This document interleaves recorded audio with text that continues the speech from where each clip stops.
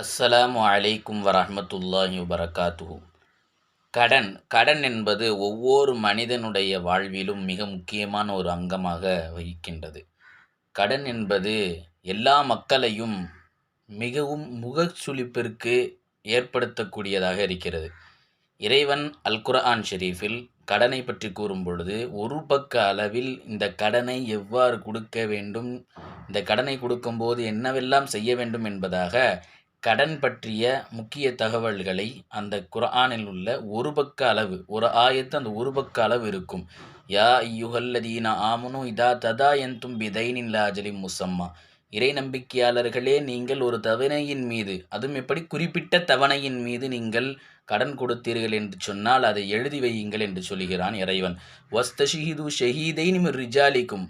அதுவும் எப்படி 2 சாட்சிகள், 2 ஆண் சாட்சிகளை வைத்துக்கொண்டு நீங்கள் கடனை எடுத்துக்கொள்ளுங்கள். கடனை நீங்கள் எழுதி கொள்ளுங்கள் என்பதாக இறைவன் கூறுகிறான்.